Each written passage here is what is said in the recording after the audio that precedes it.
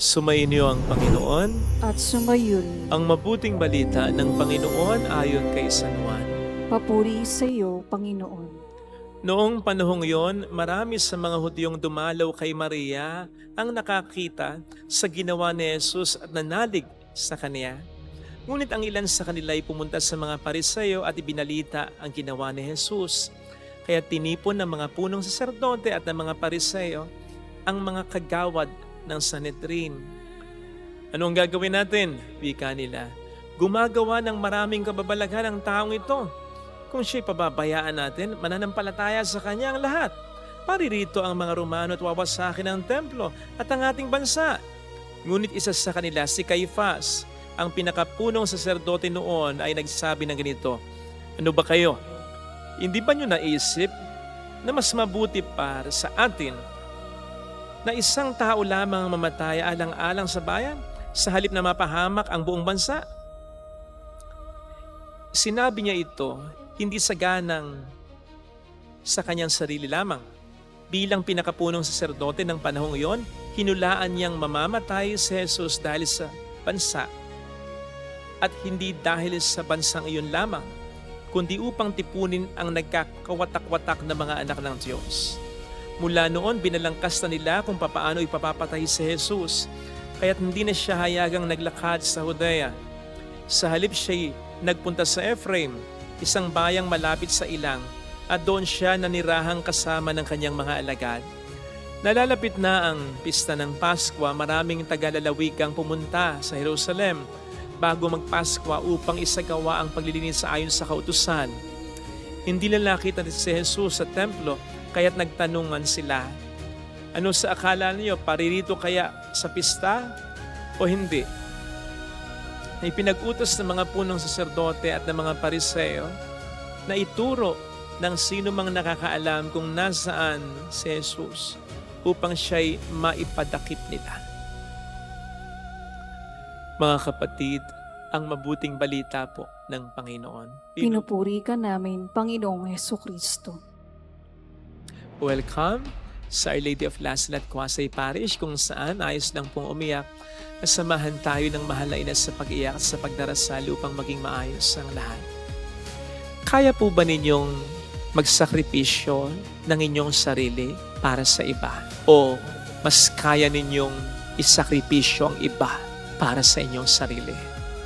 I believe iniisip natin madalas, mahirap magsakripisyo ng ating sarili para sa iba. Pero sinasabi ko po sa inyo, mas mahirap. In a sense na mas delikado, mas nakakatakot kapag tayo ay nagsasakripisyo ng iba para sa ating sarili. Narinig po natin sa ating ebanghelyo ang pagsasakripisyo ng mga skriba at ng mga Pariseo, ng mga matatanda ng bayan, ng mga saserdote, kay Kristo at sa mga tao para sa kanilang sariling kapakanan.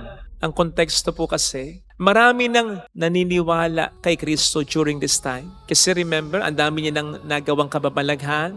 Sabi nga ni San Juan, sa panulat ni San Juan sa kanyang theology, ito yung mga signs na si Kristo talaga ay Diyos o isang makapangyarihan. Pinakahuli yung pagbuhay niya kay Lazaro. Nasabi nga po natin noong nakaraang linggo, ibang level na milagro. Kaya marami nang naniniwala kay Kristo. And that was very good. Maganda yon. Mabuti yon, lalong-lalo na para sa mga tao. Pero walang pakialam ang mga Pariseo, ang Sanhedrin, ang mga skriba, ang matatanda ng bayan sa ganyan. Sa kabutihan ng mga tao, no? Kahit paanong benepisyong maibibigay niyan. Basta ang mahalaga sa kanila, manatili ang kanilang kapangyarihan. At para dyan, kahit sino, kahit ilan, kaya nilang isakripisyo. Kahit lahat, sino man o ilan man ang masaktan o mapahamak. Hindi po kaya itong isa sa mga malaking dahilan kung bakit may gera, kaguluhan ngayon. Sasabihin ng mga leader ng mga bansang yan, nagmamalasakit sila para sa kanilang mga kababayan? Come on. Kung nagmamalasakit sila, bakit nila hinahayaang mamatay ang marami sa kanilang mga kababayan? Kung nagmamalasakit sila sa iba, bakit pati iba dinadamay nila? Wala na bang ibang paraan kundi gera na lang?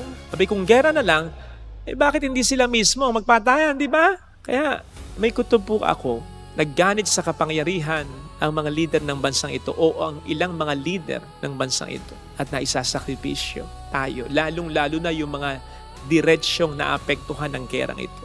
Dito sa atin, hindi ako naniniwala na walang kumandidato at walang naging politiko na magaling, matalino, at ang tanging intensyon ay ang kapakanan ng mga Pilipino.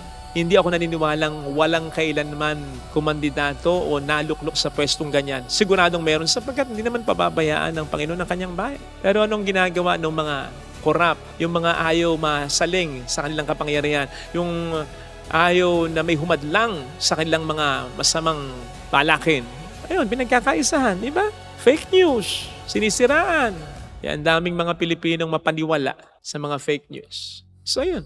Sila itong nananatili sa kapangyarihan. Samantalang yung mga padala ng Panginoon para ihaon ang bansang ito sa kahirapan, sinasayang. Gayunpaman, wag po tayong mag-focus sa iba, sa ating sarili, sapagkat aminin man natin o sa hindi, ito ang ugat ng marami nating mga kasalanan, kundi man lahat ng ating mga kasalanan, yung pagiging makasarili.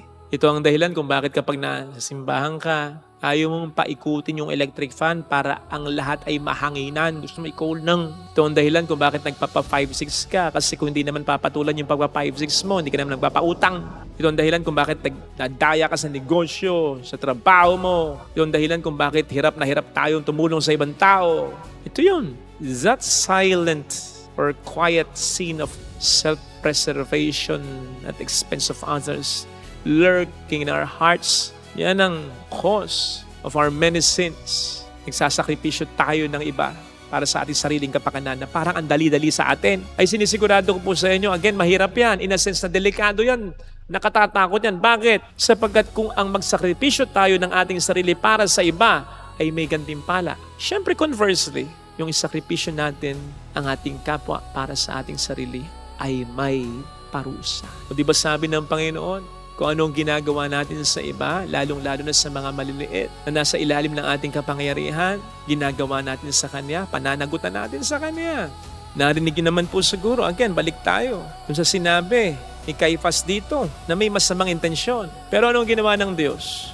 Ginawa niyang magandang propesiya ito na hindi alam ni Caiphas. He was making a prophecy. Ano yung propesiya? Ito talaga yung gagawin ng Panginoon. Isasakripisyo niya ang kanyang sarili para sa bayan. Hindi lang para sa bayan ng mga Hudyo, kundi para sa buong bayan ng Diyos, sa sangkatauhan.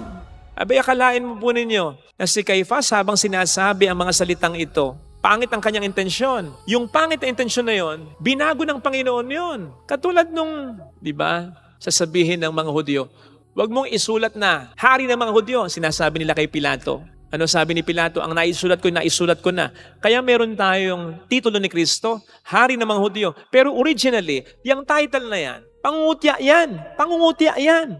O nakita nyo na? Ginawa nilang pangungutya. Ano ginawa ng Diyos? Minarapat niyang kutyain si Kristo para maipahayag kung ano talaga ang totoo. Totoong hari talaga yung kinukutya ninyo. Ito yung sinasabi sa karanasan ni Joseph in the Old Testament. What you meant for evil, God meant for good.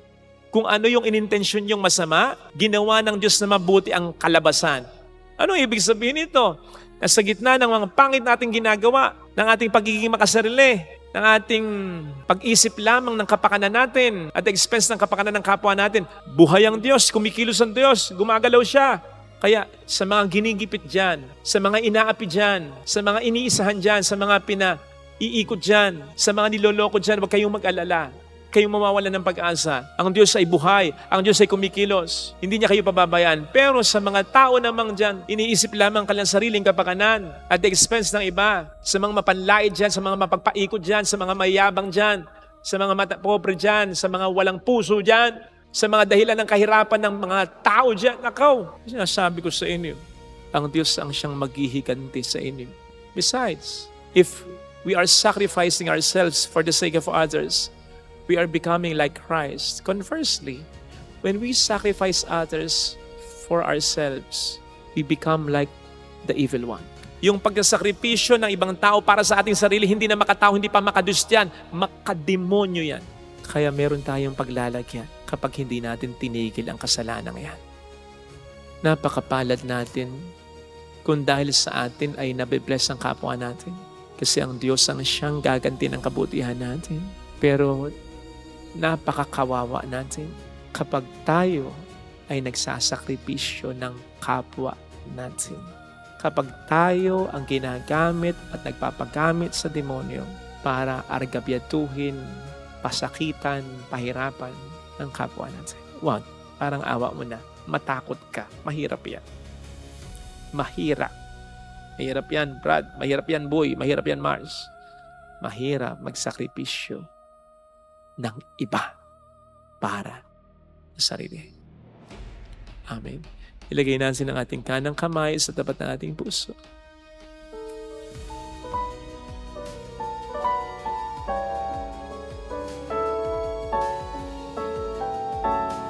Awitin natin.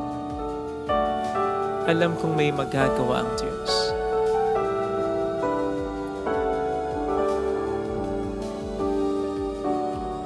Alam kong may magagawa ang Diyos. Makapangyarihan siya. Alam kong may magagawa ang Diyos. Walang imposible sa Kanya. Kung ako'y magtatapat, sa Kaniya'y maglilingkod, alam kong may magagawa ang Diyos.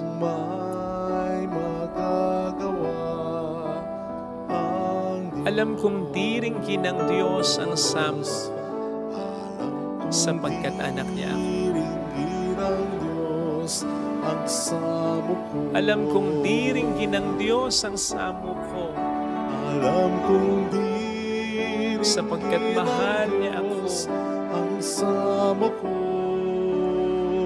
Kung ako'y magtatapat,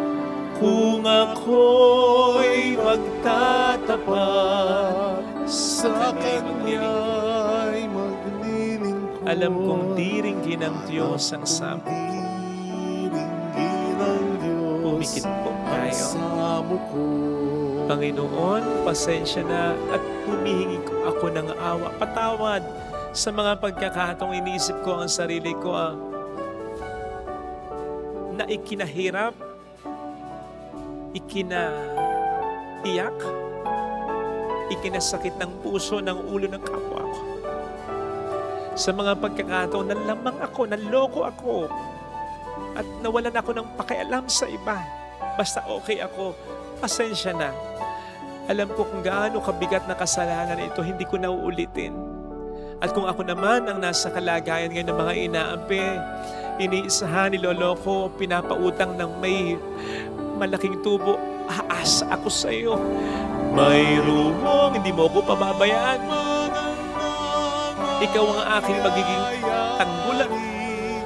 Kung lalapit ka kay Jesus, maaaring matagal, maaaring maging mahirap. Pero maniwala ka, kapatid, magiging maayos din ang lahat. Mayroong magandang mangyayari sa iyo. Ibababa ng Diyos ang nagpapakataas, ang mga nalalait, ang mga nangapi, ang mga nang-iisa, ang mga nanluloko, ang mga nanlalamang. Itataas niya ang mga nasa ibaba. At patuloy na nagpapakababa, patuloy na nagpapakabuti sa kabila ng mga pangit na pangyayari. Papuri sa Ama at sa Anak at sa Espiritu Santo. Kapara ng sa unang-una ngayon, magpakailanman at magpa sa walang hanggan. Amen. Thank you for watching. Please like, share, and subscribe.